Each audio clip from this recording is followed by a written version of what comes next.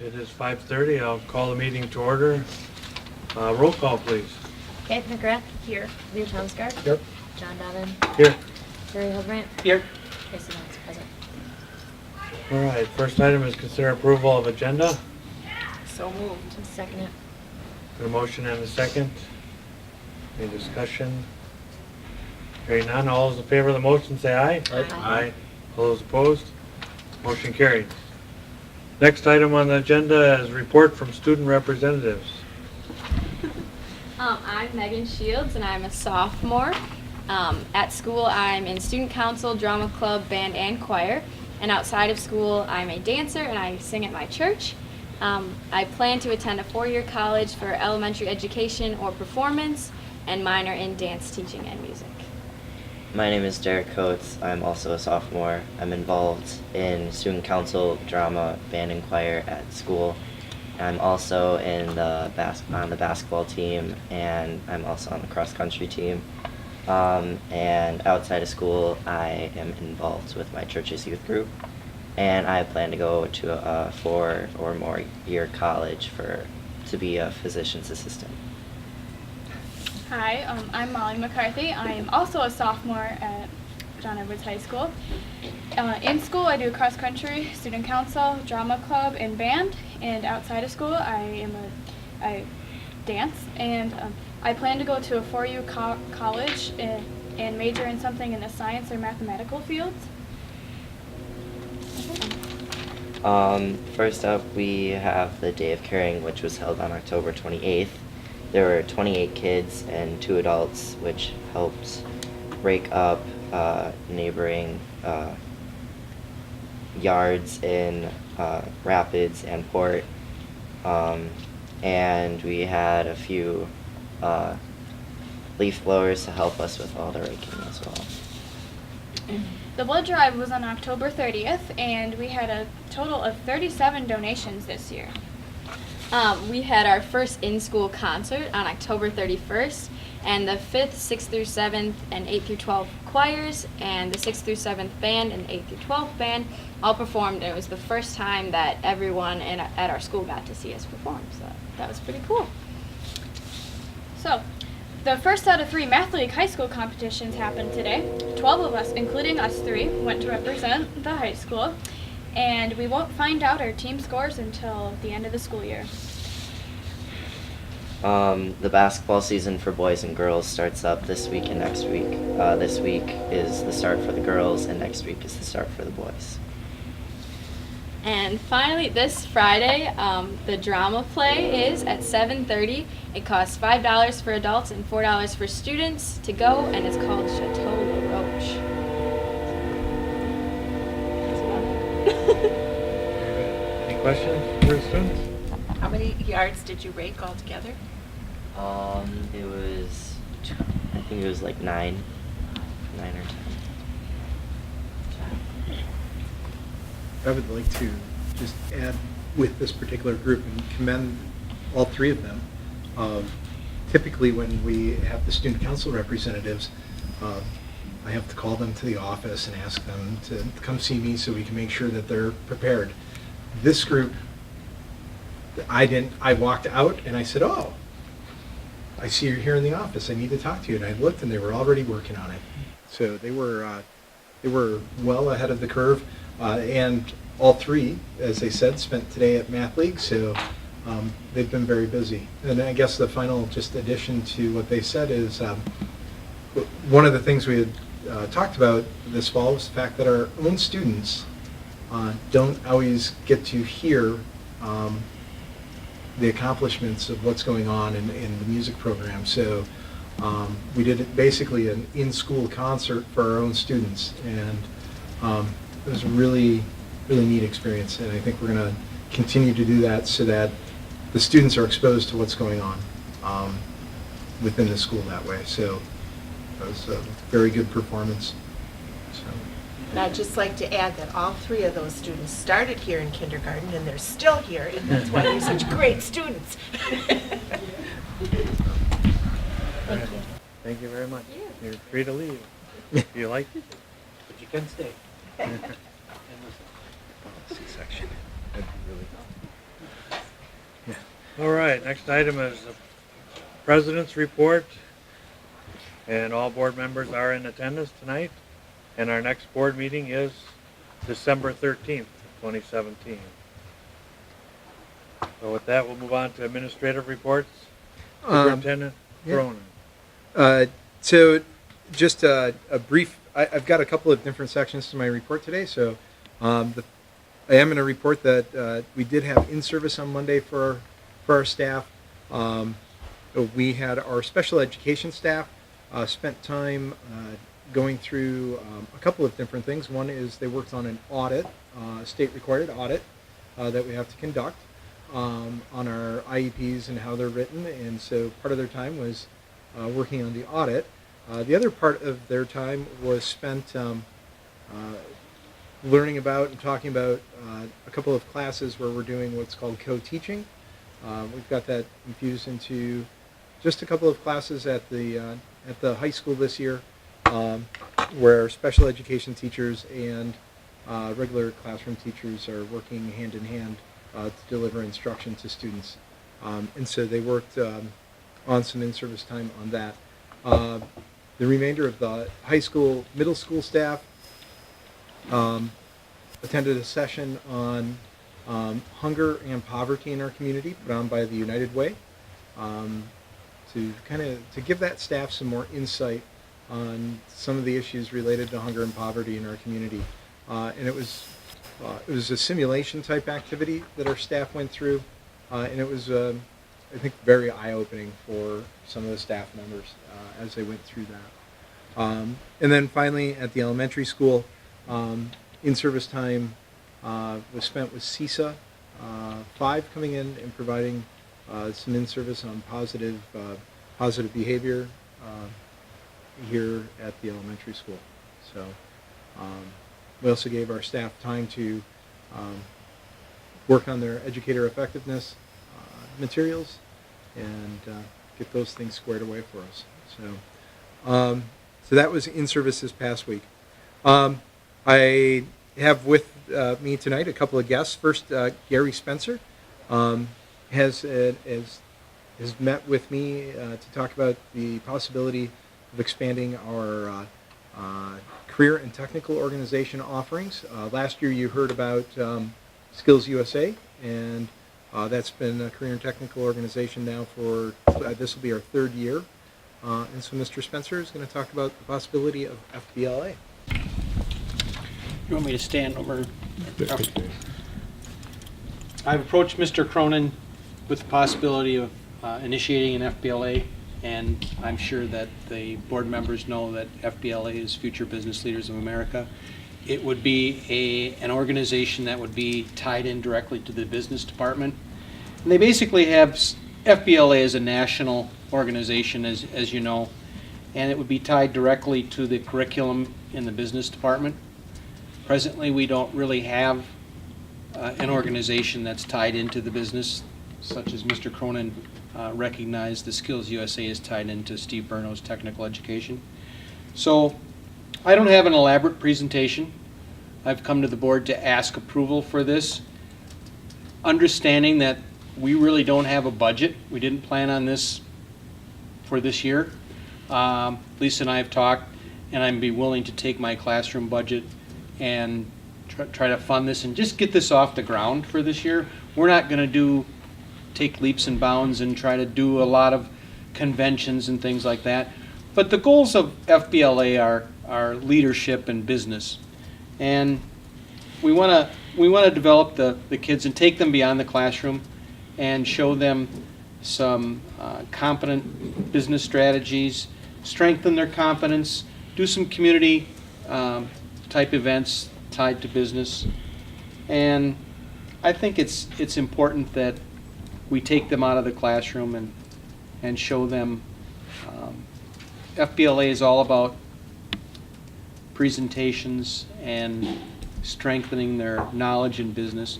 I did take a group of the students, including the 3 that spoke to you earlier, to a financial challenge bowl, which takes some of their personal finance skills and pits them up against other students to see where they stack up. They're asked a number of random questions in economics and personal finance. And it wasn't so much, can you answer every question and can you be at the top of the competition? What can you learn? And I think, I've thought this for a long time, that students learn a lot out of the classroom. It's a different environment, they have a different attitude, and a number of the students approached me, if you have this competition next year, we'd really like to be involved in it. So you find out what you really don't know and what you should know. And I think that's a lot of it. So FBLA is an extension of that. And I'd ask the board's permission to, I'm not sure if the word is charter, an FBLA with the school district, and see where it goes. I've had an informational meeting and about 25 students showed up showing interest. And knowing that a lot of what takes place in FBLA is community involvement. So I think Mr. Cronin and Lisa and myself can work out the financial aspects of it, and I'd be willing to give a little bit, like I say, out of my own classroom budget to get this thing going and see where it takes us. So is it open to all high school students? Yes, 9 through 12. Do we have any discretionary monies at all that could get anything to start this? We can figure out how to make it work. Yeah. Made the soda machine? Yeah, we will figure out how to make that work on the budgetary side. As we did with Skills USA, we essentially the first year and a half was a provisional kind of we ran it administratively at that point, and then came back to you for that formal. Once it got off the ground, showed that it was had some viability, and then went for the full board. And I would like to do that with this group as well. Get it off the ground, create some viability. We can figure out how to make it. And it really is that seed kind of kickoff that we need to do. And it's not a lot of money, so it's something we can figure out budgetarily how to make happen. Anything that we can do in the school district to connect to employability, to introduce kids to the workplace, to make them more adept while or post-high school at securing employment, is a plus. I commend Gary for doing this. I think it's a wonderful idea. Thank you.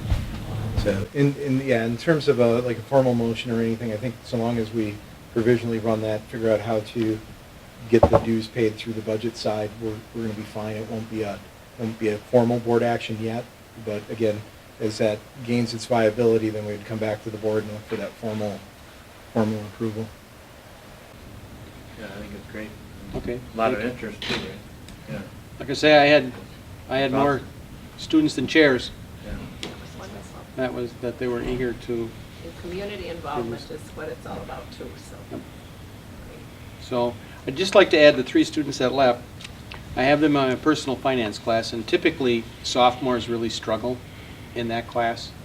A lot of the terminology is just beyond them. They haven't matured to the point where they understand investing and things like that. It's quite the contrary with those 3. They take a leadership role, and I'm really pleased with what they do. They add a lot to the class, and they challenge the teacher. If they don't agree with some of the things that are said, they're not afraid to stand up and ask why, which makes me a better teacher and makes them a better student. So I appreciate them. I probably should have brought that up in front of their parents, but I'd like to put that on record, as those 3 are really good students and really good citizens. So thank you for your time, and thank you for approving this, and I'll report back to the board periodically where we're going with this, what's happening. I'll bring a student. First thing is going to be to elect officers, so we'll take it from there, and I'll work with the administration to make this work. Thanks again. Thank you. Next on my part of the report, I invited Brett Salzscheider from the YMCA. Brett is CEO of the YMCA, to come and talk with the board about the future of the YMCA and here in Port Edwards and in general, kind of big picture. We are in the process of working with the YMCA to make sure that 4K is going well. And so, but I thought, Brett, it'd be good for you to hear just about the YMCA here in Port Edwards, what the future is, because there have been a lot of questions on that in the community as the YMCA has obviously got some plans to do some expansions. So. Thank you, Mr. Cronin. And actually, I appreciate the invite to come in and talk a little bit about the project. And so, in August, we made our announcement that we were partnering with the Boys and Girls Club on a joint collaborative facility that would seat the YMCA in Wisconsin Rapids. And so the biggest question is what's going to happen in Port Edwards? And so our vision is, and part of the grand vision is to remain or have keep a physical presence here in Port Edwards. And I want to share with you kind of what that plan looks like so we can talk about that, because obviously we've been a very committed partner with the school district on the 4K, but quite honestly, when I hear programs just like the gentleman talked about FBLA, I mean, those are what we love to hear. That's a great success story, and so we're just partners in education with you on this. But our future plan for Port Edwards, as I had mentioned, is to keep a physical presence there, in which right now 4K, if you've been at the Y, is down in our lower level. Our plan is to bring them to the upper level. And as you walk into the main lobby, that's where they would be located, a lot of bright light. We really want to make a state-of-the-art type of room for that specific program. Get them up on the main level. To help support that program and make, I think, 4K successful is how do you help adjust for or account for working parents, working families. So maintaining a 4K wraparound childcare arm of this, an early learning center, is still part of that plan to keep them up on that main level. We have what we call our drop-in childcare area, our adventure center. That space remains intact. It's important to have, indoor play space there. And then our gymnasium would be converted over into a formal gymnastics center with that. One other part of, or it's actually two other parts of our plan here for Port Edwards is the conversion of our wellness center, be able to offer it up for 24-hour access, secured 24-hour access. We've actually even implemented that plan already here as of October. And that's gone over very well for, working families, working adults that work multiple shifts, need flexibility in that schedule. And that's gone over very well. But within that design, again, I can't stress enough, is the security and access to areas that adults and kids shouldn't be intermingling with that. So that's already accounted for. Those safety security systems are already in place as part of this, and we've been already starting to work towards that future design. And then one other area is where our current staff offices sit, is the plan is to gut those areas and create more community space, multi-purpose rooms, places for education, or can be used for classrooms is part of our plan. So we have a long-standing history here in Port Edwards. 60 years, as a matter of fact, is our anniversary next September. And it's our board's guiding vision to ensure that we maintain this physical presence here. But as the community responds to what our plans in Wisconsin Rapids occur, we have that ability to reclaim that space, not only for our needs, but also with additional partners, because it's a very solid building. So that's a little bit of our short-term, but also our long-term picture related to that facility side of it. So when we talk about 4K, we've been at this for, I think, as partners for probably close to 10 years now. I'm thinking about 2005, 2006-ish time frame. It's been a very good relationship. We see value in working together to, capitalize on our shared collective strengths. And so that's one of the things that we want to do, is reassure anybody that, when it comes to not only our partnership with the school district, is this is the type of commitment that we're looking at in the long term, is how do we create an ideal space for these kids, a learning environment for them, and to continue to build upon our storied relationship. So, What about the extra building down? Was that the gymnastics? Yeah, the youth center, we are able to reclaim it to what it was when it first opened, which was open for basketball, open for other programming, open for community use, rentals. So it has a much more flexible use, and so that will remain in operations, but it gives us greater flexibility. Basically, it's going to be a gym. Well, we haven't fully decided in terms of some of the materials in there. I mean, it could be indoor soccer, it can be a multitude of things, banquet facilities, but it will have a flexible use and purpose, but it's still part of our plan to use that center. The gymnastics that at least previously used it will move into the gym space in the original building. Correct. Okay, so And it won't be gymnastics, but it will be a number of other things. Absolutely. Yep. Okay. Yep. Good questions. Other questions that you may have? Any thoughts? I mean, I understand the necessity, maintenance-wise, structure-wise, of closing the pool. Any thoughts concerning what that space, that enclosed space, could eventually be repurposed for?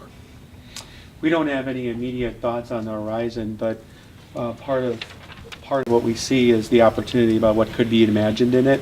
You know, it won't be, nothing's going to be tore down. That's not part of the plan. So it remains intact, so we can reclaim it. The pool will be drained and it'll just go out of use pending a decision in terms of what's coming. Correct. Okay. Yep. So, but as far as other partners on the horizon, I mean, there are a lot of space that can be reclaimed, repurposed, reused with that. So, If the village opts, and I guess they're still in discussion concerning this, if the village opts to put a splash pad at Edwards Alexander in the approximate area of where the pool used to be, as opposed to Ripple Creek where it was at one time projected, I trust this is yet another opportunity for the Y to use that as outdoor recreation space. absolutely. I mean, that would be a village facility, but it'd be immediately adjacent to your, you know, right next to where the current outdoor play area for the little kids is now. So, 100%, absolutely. have you heard any noise from the village in terms of whether they are close to making a decision in terms of where they're going with that? Probably similarly to you, I attended a Village of Port Edwards board meeting here back in September to share a similar message about what our immediate and long-term plans are with the facility. Outside of that, I know that they're still determining what they're going to do about the splash pad. And location is one of those items I've heard, so. What's in that space right now that's going to become the wraparound childcare? Right now, that's where our junior preschool is. We have 2-year-olds. It's a 2-year-old Okay. classroom. Yep. Do you anticipate this conversion taking place in tandem with the construction at the mall site, or would it be subsequent to that? What kind of time frame are you looking at That's a great question. for this to become reality? That's a great question. Our current plans, assuming we secure all the necessary funding for the new project up there, our timeline is to begin late spring next year, and that will take until fall of 2019 for completion. And so our existing branches need to run as they are today. So they'll stay remain in place. So our renovations would immediately take place after we occupied that new building. Although as far as the 24-hour access, that was one piece that we tackled right away. We were able to do that right away. So the current 4K program in the basement will remain there through this year and probably next year. That's correct. Yep. Okay. Yep. All right. So Yep. the earliest that parents would project seeing 4-year-old kindergarten in this new space is the fall of 19. Mm-hmm. Yep. Am I correct with that? I think that's a safe timeline Okay. of what we know today. Yes. Okay. And Yep. that, of course, that could change, but Sure. okay. And I want to make sure that too, I mean, you know, we continue to make sizable capital investments in that facility to make sure that it's up to date. You know, the systems are working well with that, so it's not like we're, like I said, this is really our home. This is where we're founded. We want to make sure that we keep it up to date and stuff, and that includes all the internal spaces that are being planned today and in the future. So, Good. Glad to as hear Carrie can attest to. Glad to hear that. Yeah. So, great questions. Yeah. Thank you. And again, you know, I want to leave you with this. I mean, this has been a really great partnership for us. You know, and at the end of it, it's about making sure kids have every opportunity with that. And so, we just want to continue to build upon the relationship. And, you know, physical space aside, you know, we value what we have established, and hopefully you feel the same way about the partnership as it exists. So, thank you. Thank you. Thank you. And that is really the bulk of my report. I'll just add that we are in the process of doing the renegotiation of the current 4K contract to make sure it's up to date, and so we'll keep you certainly apprised as to what's going on with that. So Thank you. Thank you. Certainly, if you have any questions or hear anything, you're always welcome. I'm always happy to field those calls and stuff. So. Thank you. All right, the next item is Principal Christie, report on staffing changes. We've had a couple changes since the beginning of the school year, and a couple staffing changes and shifts, so I thought I would just kind of update you on where we're at with that. At the beginning of the school year, we started with Amy Schwantes in the kitchen, along with Tina Melvin. Then we had Jill Wohler as our health aide and Carly Hoyer as our administrative assistant. Then Jill took another job and left the health aide position. So Tina moved into the health aide position, and Debbie Dillmeyer, Deb Dix, came in for Tina's position in the kitchen. However, Carly Hoyer is now leaving us as our administrative assistant, unfortunately. And so Tina Melvin is now moving into the secretarial role as my administrative assistant. We are posted, we are interviewing for the health aide position for Tina. So there was just some shifting there. It's all been okay changes. In fact, Tina Melvin has already had experience at the other building, so it will be a smooth transition there. The health aide, we have a few applicants, so we're hopeful that we will get a good hire there, someone who's obviously qualified and good with kids and very patient. And that's where we're at. So I know there were a lot of names flying around as to who's in the kitchen and who's in the office, and we all just, you know, pitch in and help each other. But that's where we're at right now. So we have Deb and Amy in the kitchen. We'll have Tina as the administrative assistant, and to be determined as the health aide. Just wanted to clarify all that changing. Well, and I'll just briefly add to that also at the high school we had change within food service, and it all kind of came at once. Bernice Dunahee, who is subbed for us over the past year, has moved into a permanent position in the food service at the high school with Lisa Moen, as Maria Hernandez was not able to continue on in that position. So it all kind of came almost within days. Some of the initial things came just within days. So there was a lot of shifting right when school started. When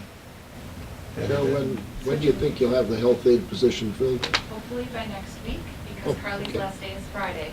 So Tina is going to be really busy, and you know, I'll be helping fill in. We'll all help each other out. As long as they don't put me in the kitchen, we'll be okay. I mean, as sad as it is to see Carly go, it's wonderful that Tina has the knowledge, because she's worked with the systems and everything else. Plus, when she's the health aide here, she knows a lot of the students. Families so, and right. all of that. So yeah, we're very fortunate Yeah, that it'll be a she's smooth moving to that role. transition. All right, thank you. Next item is questions and comments from people in attendance. We have no one signed up for that. So we'll move on to the consent agenda. Consider approval of the minutes of the past meeting, October 11th, 2017, and October 30th, 2017. So moved. A motion and a second. Any discussion? Hearing none, all those in favor of the motion say aye. Aye. All those opposed? Motion carried. Number 7, consider approval of financial reports. Are there any gifts this month? No gifts.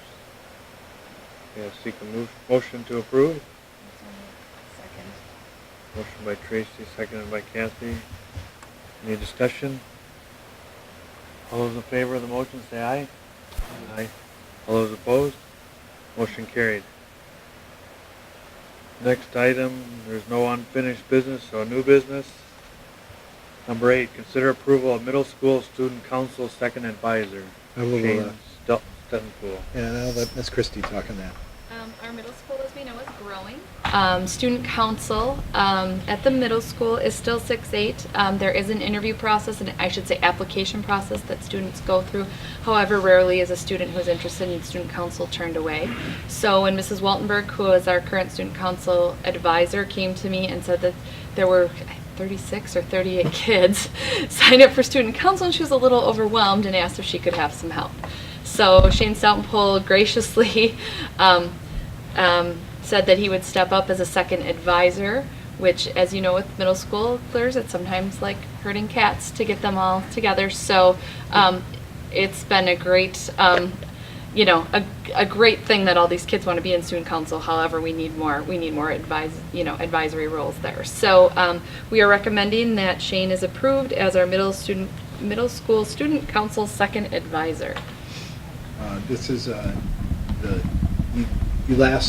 this last summer, you split the position. It was yearbook and student council. One person did both at the middle school, and we split that part because it really is two different kinds of things. And the position is $475. So to add a second advisor is $475. $375. I'm sorry. That's not his first. That's like, remember we prorated it for the second Oh, advisor, like prorated we it. do Yep. for- Yep. So $375. It's prorated. I'm sorry. So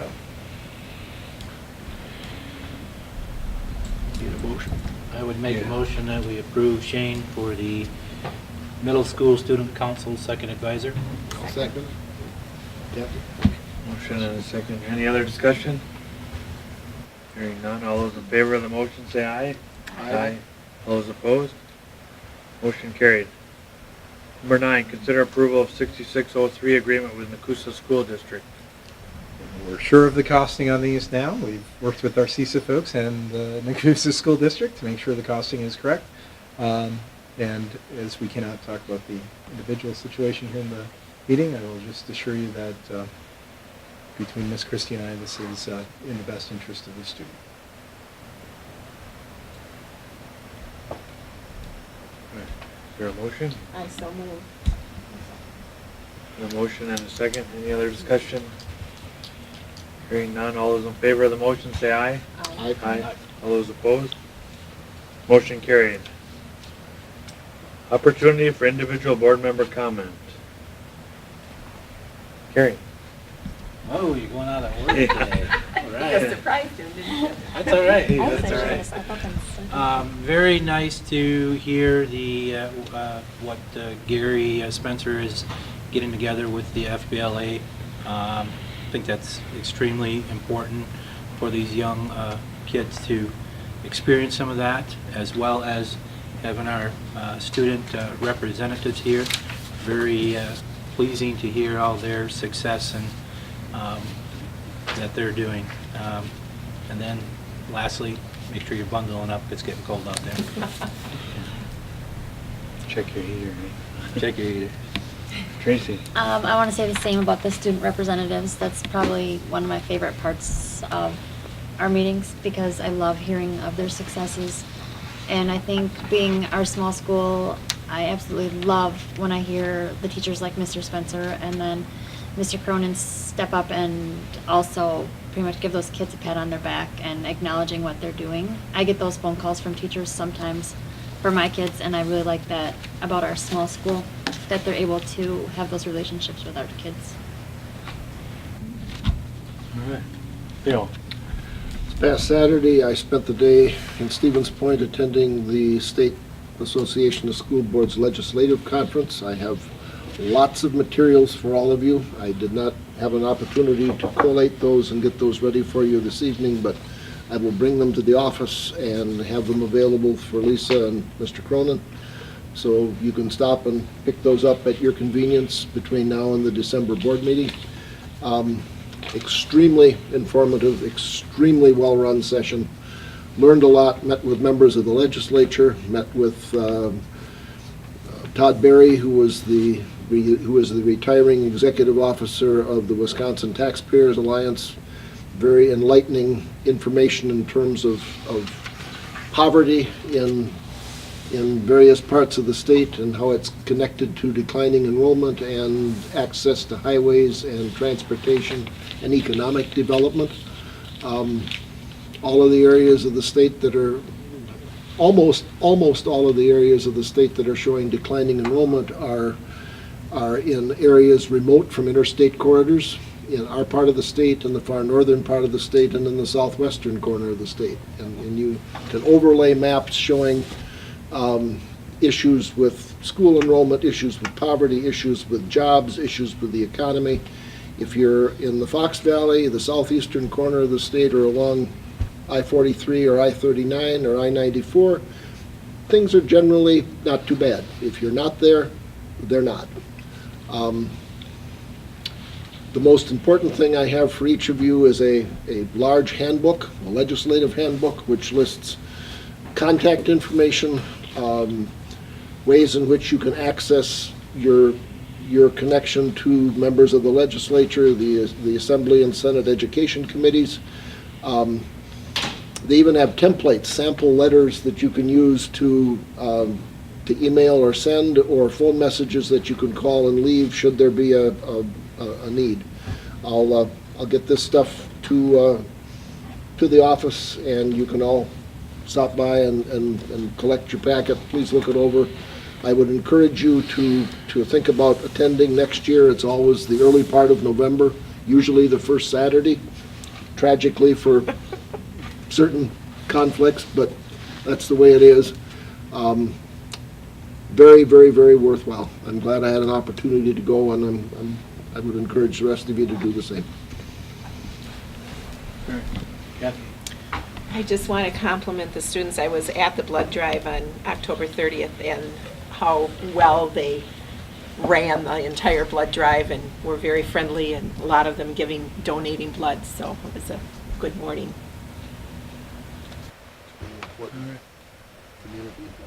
I just wanted to mention state convention coming up in January, run by the WASB School Board Association, and the theme is tell your story, and I think we're doing a good job with that currently.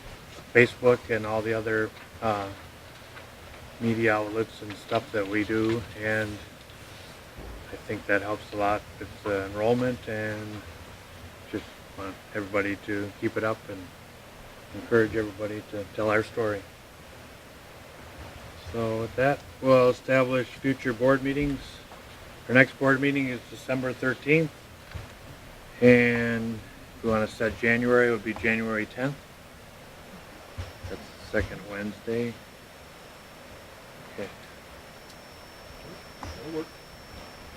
Okay, with that, take a little break.